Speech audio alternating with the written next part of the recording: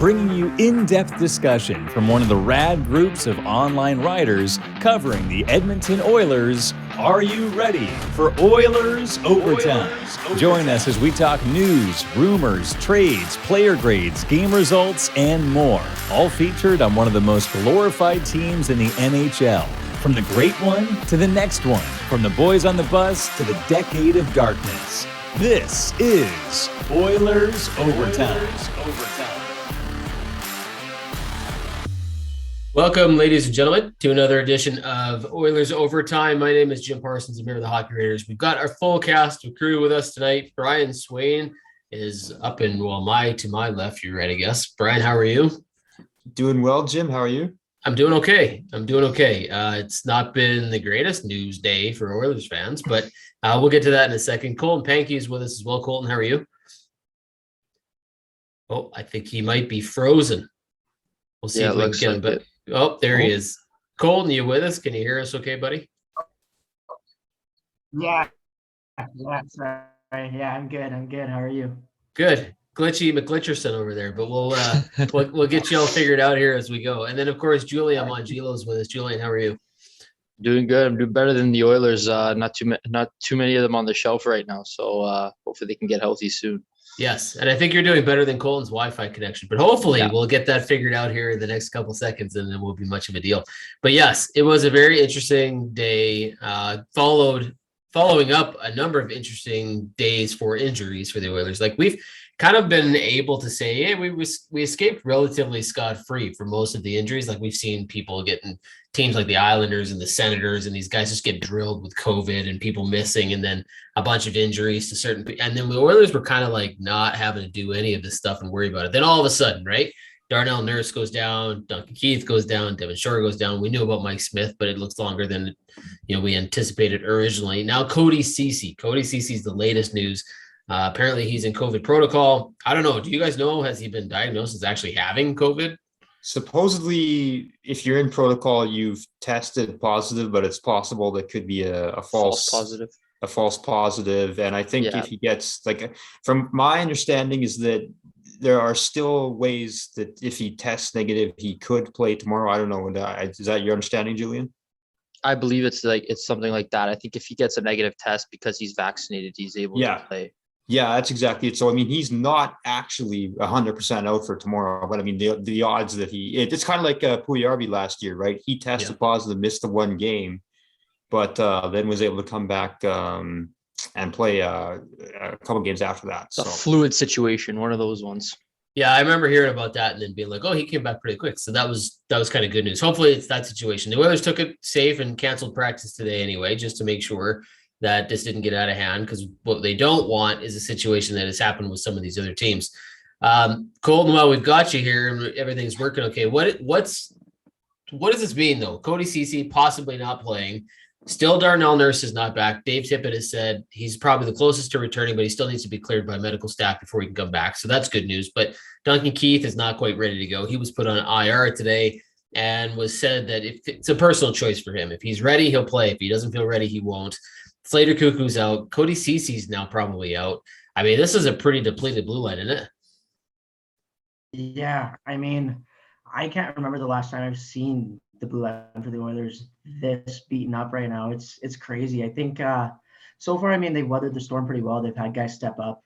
Broberg's played a ton of minutes, and then I honestly, I thought the losses of Nurse and a few guys would have bigger impacts than they have so far, which is a good thing. Obviously, other guys have stepped up. But like you said, hopefully Nurse is able to come back soon. A couple other guys, because they're really in the cupboards right now. Well, Colton mentioned it, Brian. I'll ask you the same question. Like, how big is it that Chris Russell has stepped up and broke the record all time for block shots? And then he was ranked somewhere, I think Dom Decision or something like that from The Athletic did a story that he is ranked in the top 25 of puck moving defensemen out of all three zones. Like, what a strange stat for Chris Russell of all people to be in, right? But he's really stepped up. I mean, how important has it been that Broberg, Russell, even Lagesson to a smaller degree have really stepped in here and kind of taken the load? Yeah, I mean, this team they're 2-0 without Duncan and Nurse, Duncan Keith and Nurse. So I I've been really impressed. I'll just follow up on what Colton said. There is everyone has stepped in. The young guys, Broberg, Bouchard is playing some big minutes, and Russell, a guy who's kind of always been the enemy in advanced stats. You could look at Russell out there on the ice, and the guy's an absolute warrior, right? By the eye test, how can you not love him? By the advanced metrics, you can find some flaws in his game. So I thought it was kind of cool to see to hear that stat, because that's, of all the things that I would expect him to score well in, puck movement not necessarily one of them, right? Yeah. I laughed out loud when Zach Cassian said, "Look, I'd rather get punched in the face than block a shot." Right, and he's blocked 2,000 of them. Like it's pretty crazy when you think about what Chris Russell has done, right? Julian, what would you suggest? Like Cody Ceci, I suppose, is he considered the Oilers now shutdown defenseman without Adam Larson? They see that guy. So how big of a loss is this that Cody Ceci might not be in the game against Pittsburgh? And of all teams, Pittsburgh, right? The team that he played for last year. Yeah, I mean, things escalated quickly for him to be thrown into the shutdown role. I mean, that's what he was kind of brought in to do anyway. But I think we kind of need to see it develop more, and we have seen it develop. And he's really taken the reins because of those losses that we mentioned. So to see him be able to do that, and now that he's not going to be in the lineup, it just means, like we said, somebody else is going to have to step up. And I'm assuming that's going to be Russell, and it looks like it's going to be Broberg as well. I would assume if CC is out, Russell's going to move over to the right side because they brought Emma Line in, which would probably leave them with having to shift Russell to the right-hand side if he wasn't already playing there. I'm not sure if he was or not, but I'm sure he was playing left considering who was out of the lineup. Yeah, because considering who they have left, it's just Broberg, Legason, and who's the other left shot? I can't even keep track of them because they're shuffling around so quick. It's pretty depleted. So, I mean, hopefully he's not out because they really need him. And if he is, then just next guy up mentality for them. And just I want to shout out my boy, Chris Russell, because, I've been a big fan of his. We've talked about it in the past. So like Brian is with Skinner, Turrison and Russell's are my boys. So shout out to him. I heard he's not the best dresser, but he gets it done on the ice. Colton, do you think there's a chance? Like at what point is it too many losses before this kind of starts? Like Brian mentioned, they're 2-0 without Duncan Keith. They've played pretty good. I mean, they kind of had a stinker against Dallas, I think it was, right? But they've played pretty well without these guys. But is there a point when you start to miss so many defensemen that you're like, come on, seriously, what are we looking at here? Like how big of a loss is CC on his own? Maybe not a huge loss, right? But when you add it to the other ones, do they have a shot against Pittsburgh on Wednesday? I mean, they have a shot. Yeah, I think in the short term, it's not a huge deal. Obviously, over the course of it, if these injuries were long term, then Holland would definitely need to consider making some trades. But I think, like you said, if Nurse is expected to be back soon, then I think they can continue to weather the storm a bit more.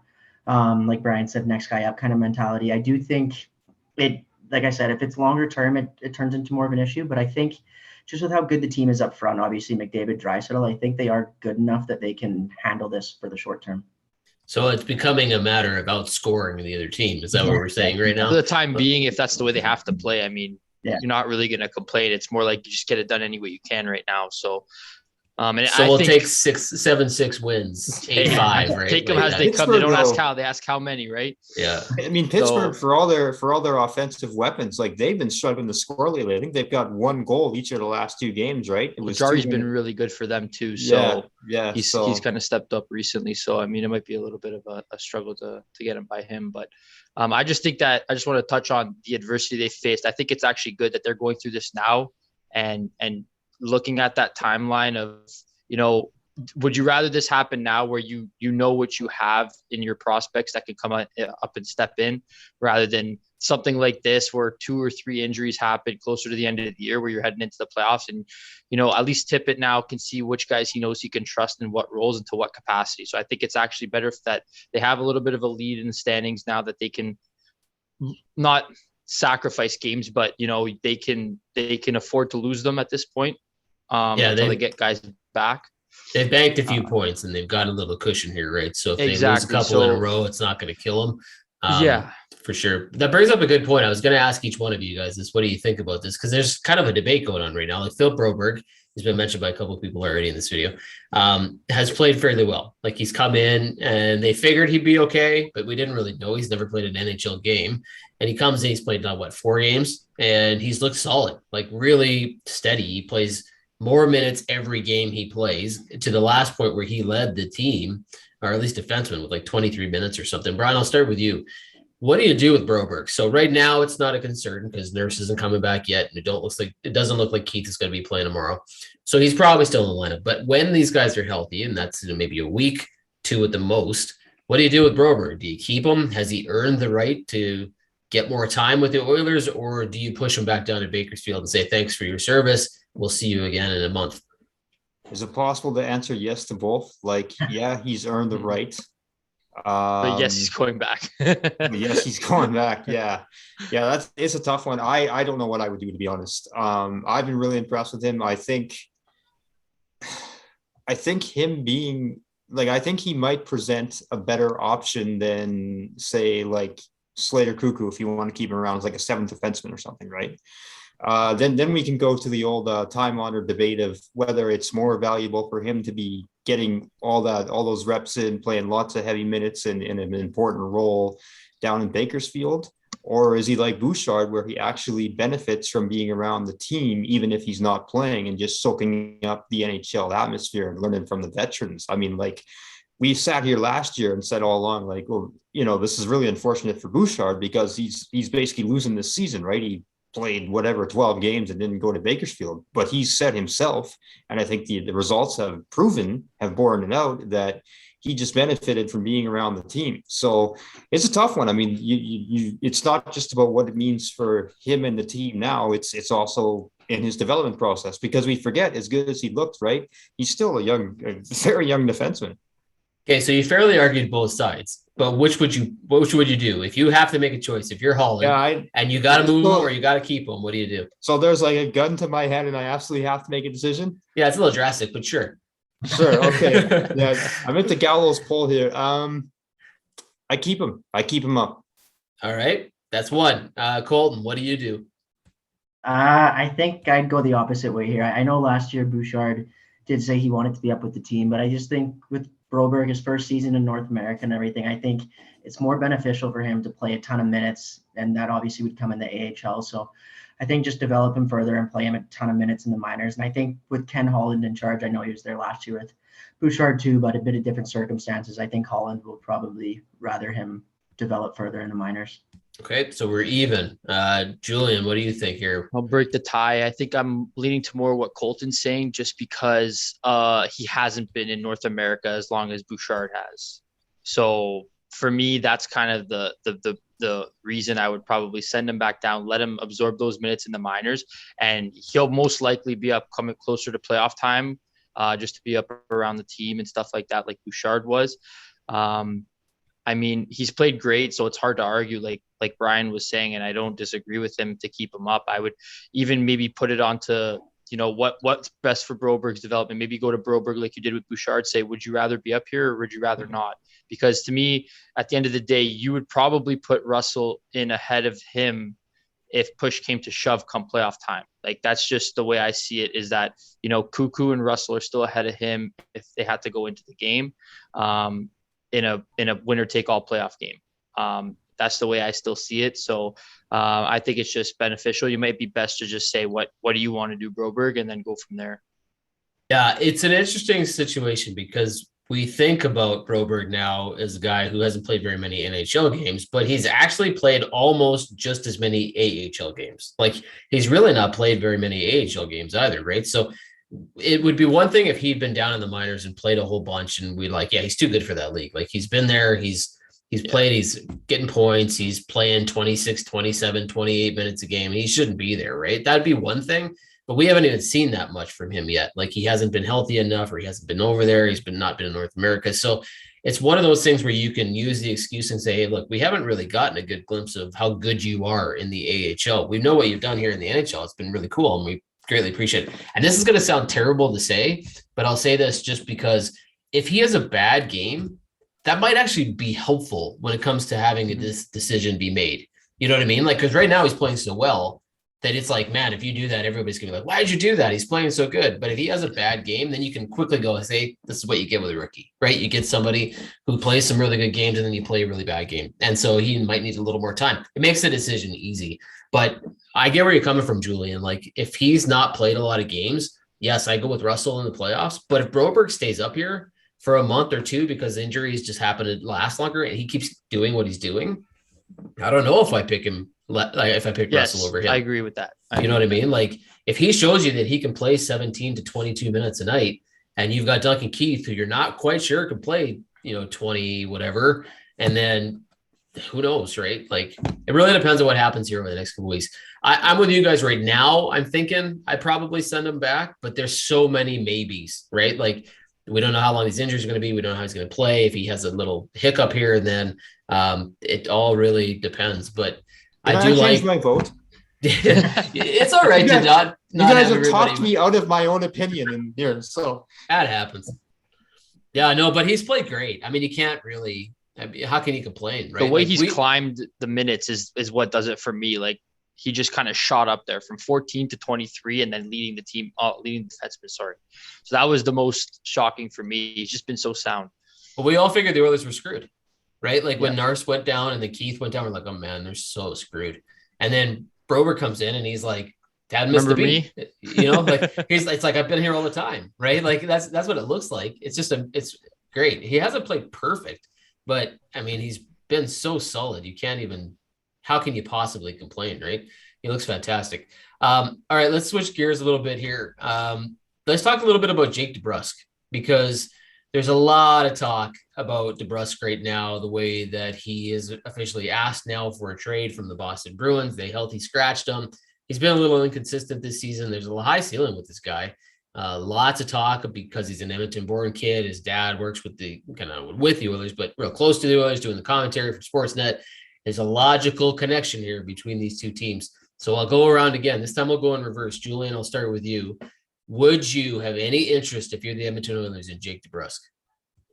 I mean, I would definitely kick tires on it. It just kind of makes it difficult with the cap situation, I think. And it all depends what you're going to give up at the end. Like, to me, the only way I do it is if there's some sort of way that, like, you're going to have to pay Yamamoto, which he hasn't even forced your hand to do this. But if he's going to command somewhere around that money in the future, then I'd be okay with doing a deal that involves Yamamoto and worrying about the rest later. I think that's the only fit I really see is that. And there would obviously have to be some other pieces involved, not just a 1-for-1 swap. So I just think that at this point, DeBrusk is more established, and he's, kind of been in and out with falling out with Boston. So I think a fresh start would be good for him. And Yamamoto's kind of the same way with us. Like, he's shown glimpses, but it's the consistency that hasn't been there. So I think it could be a natural fit to swap those guys. And it's something that I would definitely explore, but I think the cap situation makes it too hard because I think DeBrusk making just over 3.5. So that's something that would require some other contracts to be shuffled around in order to fit him in too. Okay, I don't think this is going to happen, but theoretically speaking, let's make it easy. Let's say Boston likes Kyler Yamamoto. They're like, cool, we like Kyler Yamamoto. We're in. And they have to retain half of Jake DeBrusk's salary because he's only got 1 year left before he's an RFA. So they cut the 50%, which makes it almost an even contract because I think he's like 3.6 something million, right? 3.6. Yamamoto is just over $1 million or something. So it's not that far off if you do that. Would you make that trade? Would you trade Yamamoto for half of Jake DeBrusk? 1-for-1? Yeah. I think I would do that personally. Okay. Colton, would you have any interest in Jake DeBrusk? And one, would you do Julian's trade? And two, would you even consider him as a player that you really should look at? Well, like the Yamamoto trade, obviously, again, like you said, dollars aside, I player for player wise, I would, but I think you have to be careful with locker room chemistry too. And I know the guys in the Oilers room really do like Yamamoto.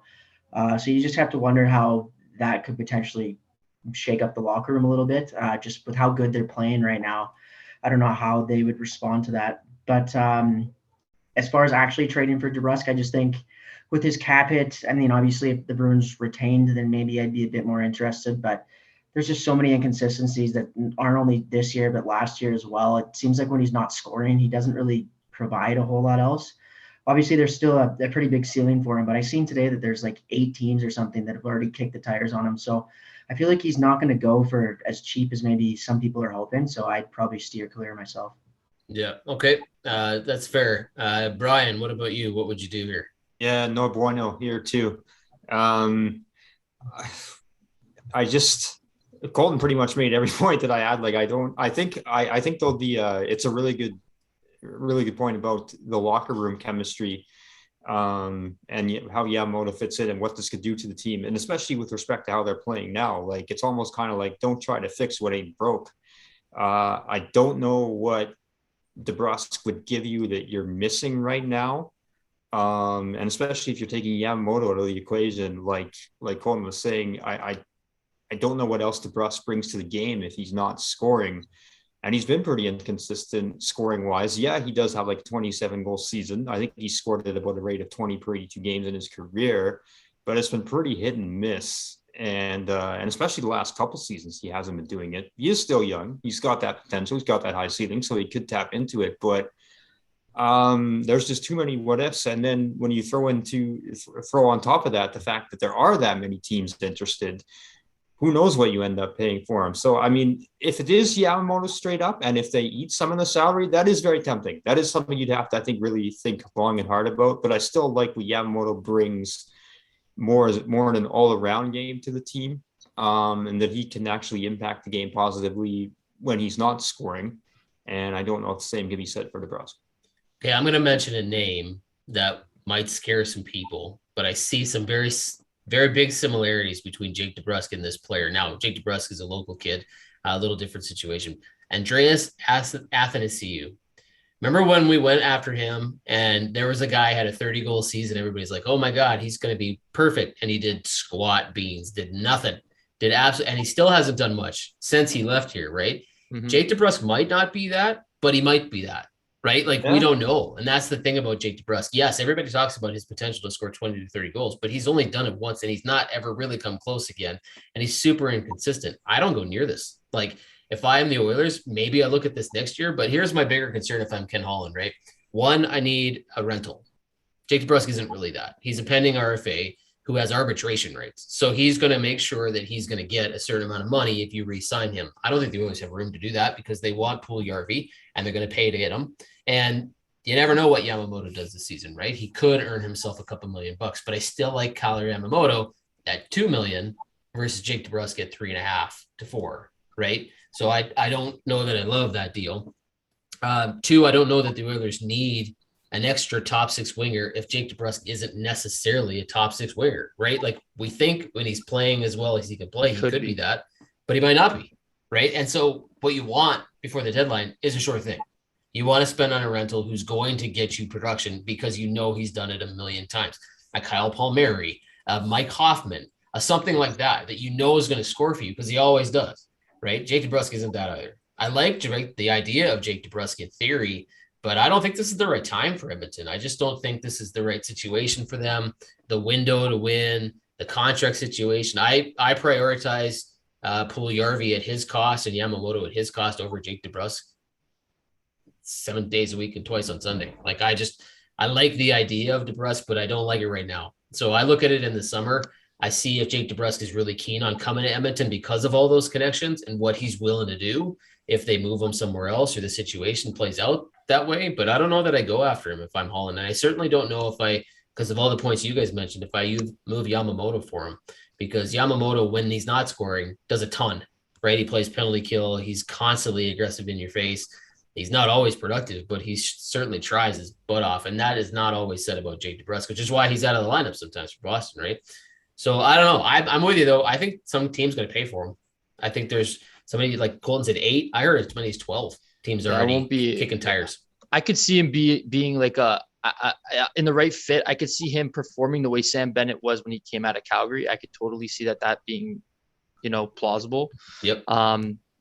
In terms of, having to pay the price, I don't think Yamamoto and a retention on DeBrusk gets the deal done, obviously. So if that was the deal, I would take that deal. But it's not going to be the deal because of how many teams are involved. So it's not going to be worth the Oilers to pay the price to get him, especially because what you guys are saying to bring him in. But if that was the deal that you guys offered me, I would 100% do that. But there's going to be better options come trade deadline that they can add without having to subtract from the current roster, right? And that's what's important. I mentioned Athanasiou, you mentioned Sam Bennett, and there are people on both sides thinking both things, right? Like Sam Bennett is a good example. If Jake DeBrusk becomes Sam Bennett, everybody who didn't trade for him is going to be like, what were we not? Why didn't we do that? Mm-hmm. Right? Because Sam Bennett's turned out to be fantastic. But then you've got the other guys like Athanasiou didn't do anything. And we don't know what Jake DeBrusk is going to be, right? But some team's going to take a gamble on him, and maybe it works, maybe it doesn't. I don't really know. We got time. How are we doing for time, boys? Do we got time to look at a couple quarter season awards, or do we want to save that for next week? I mean, we could hit it if we want to do it now. Okay, well, let's do it. We're at the 20 game mark. We're 15-5 if we're the Edmonton Oilers, so we got to be pleased about what's going on here. So let's take a couple looks at a few different awards. MVP, maybe top defenseman, unsung hero, biggest surprise. We'll do them quick. Maybe we'll do 30 seconds to a minute for each one. Brian, I'll start with you. MVP of the season at the quarter mark for the Oilers. Leon Draisaitl. Don't even say anything else. You don't have to say anything else. I'm just kidding. Yeah, no, that's it. Leon Draisaitl. Cool. Who you got for MVP? Same thing. Like I think he might have just fallen a bit below a goal per game pace now, but it's crazy what he's doing. So yeah. Yeah, and carrying your fantasy team too. Yeah. For those that don't know and haven't watched our fantasy videos, Colton's ahead of everybody because of the Draisaitl pick. Although Julian's got a pretty decent team too. Okay, who's your MVP there, Julian? I'm going Draisaitl too. I had him at breaking the 150 mark this year, so I'm going to stick with it. Yeah, I'm clean sweep. Draisaitl too, and that's amazing when you consider before the season would have started. I think any of us would have said that, right? After what McDavid did last year in 56 games, we're like, everybody's thinking. But Draisaitl was the quietest 100 and whatever points like in history of the Oilers, right? He just keeps going and going and going. So can't be surprised. All right, let's go in reverse order, kind of like our snake draft. Julian, let's start with you. Top defenseman. Who has been the top defenseman for the Oilers so far? And this might be a tricky one only because it is a tricky one. I mean, like, could you argue Cody Ceci? Like, I think that might be the guy who's been the most consistent. There's a couple options, but to me, he's shown to be that stabilizing presence that the Oilers kind of missed with the Larson departure. And I think that he's kind of slid into that role pretty seamlessly. And he's been the most consistent, and he's been healthy for almost up until this point of the season until the COVID hit. So, you know what? I'm going to say Cody Ceci. I'm going to have him somewhere else in this conversation, but I don't know if I pick him as the top defenseman, but I get where you're going with this. Colton, who do you have? I know he's not having his best season, especially compared to how good he was last year, but I think Darnell Nurse, just with all the minutes he plays and everything, he's so valuable to the team, even games where some fans will get on him for some mistakes he makes or whatever. I think a lot of those come because he's playing such monster minutes. So I think he's one of their most important players, and I'll give him the best defenseman. Brian, who you got? Yeah, I'll go Darnell Nurse too. I know he quite hasn't been on the level of last year, but I think he's, for all the points Colton says, he's still been the best defenseman on this team consistently.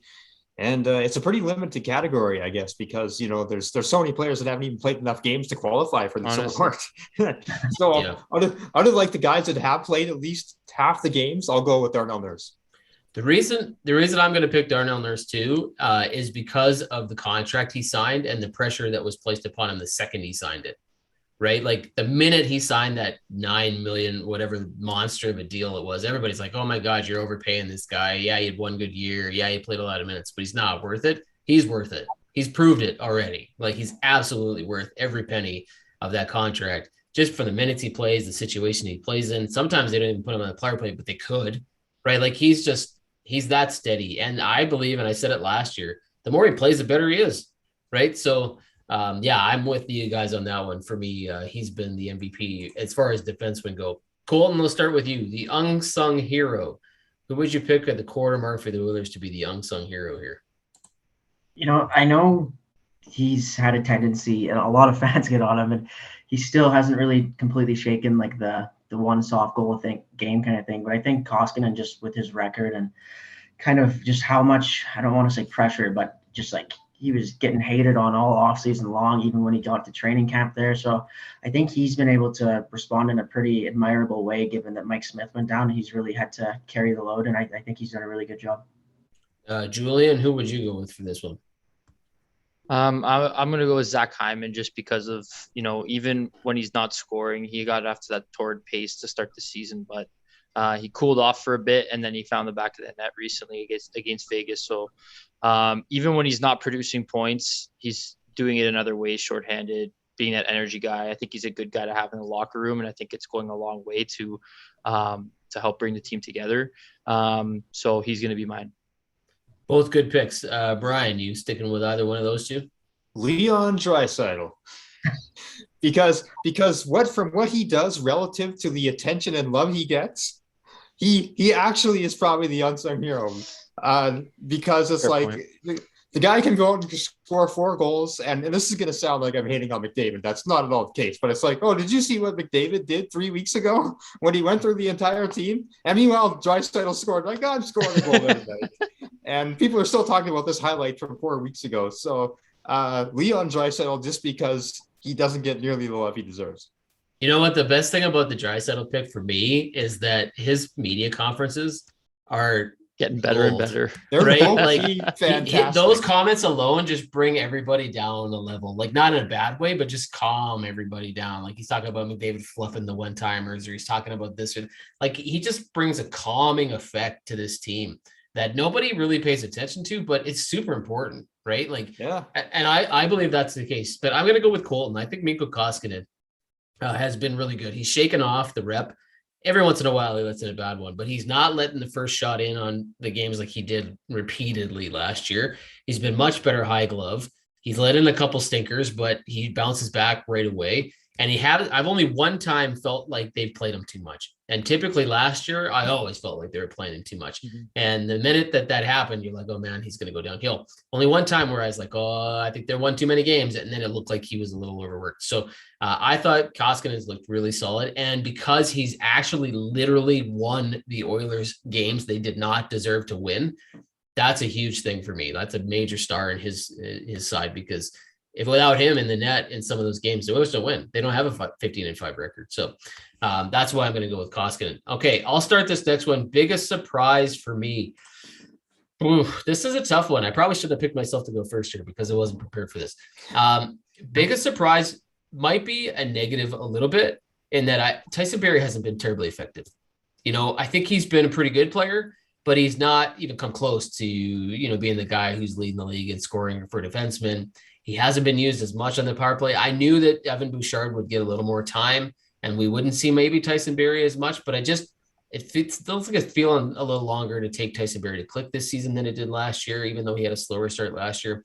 Just hasn't quite looked quite at home yet. When he does and he clicks, it'll be great because he'll start punching in points like crazy, but he hasn't done it yet for me. So I'm a little surprised that Tyson Barrie hasn't gone off to a better start and gotten a few more points, because I think the Oilers could use him. So that's been a biggest surprise for me, not necessarily a positive one, but just kind of like, I'm a little surprised it's taken so long. Brian, what about you? Biggest surprise of the season? Yeah, I might go with negative on this one too. I guess if I had 2 positive surprises, I'll just say them quickly because you guys have already talked about them, would be Koskinen and Ceci. Have both exceeded what I thought, but probably Derek Ryan. I had big hopes for him and he just hasn't performed as I thought he would. He's been good in the draw, which was, one of the major reasons they brought him, but I thought he'd score more.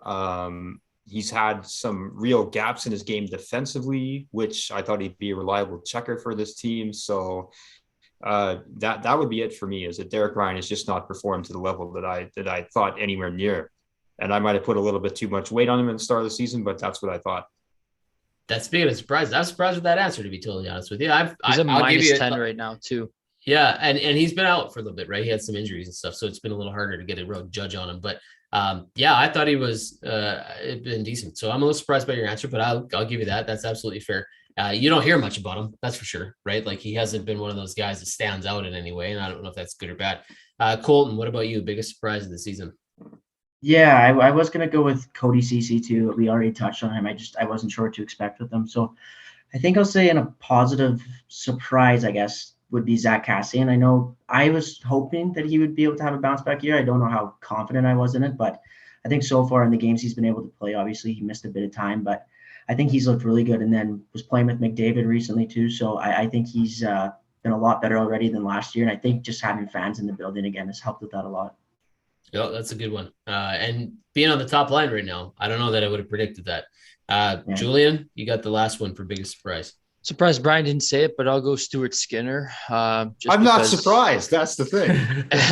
Yeah, I knew that was going to be predicting this the whole time. Fair enough. So I'll say it then. So so Stuart Skinner, I think just the way he's been able to come in and just be, from what he looked last year to this year, it looks like he's a different type of goalie. And he's kept the Oilers in multiple games this year where they had no business even being close, like we were saying with Kostian. So just the fact that he's younger and, has shown that he can be relied upon to be in a tandem with Koskinen, I think that goes a long way for where the Oilers are in their goaltending and allows them to plan ahead for possibly however long Mike Smith's going to be out and into next year. And especially with Koskinen's contract coming up, that it gives them some play with what they're able to do with the available cap.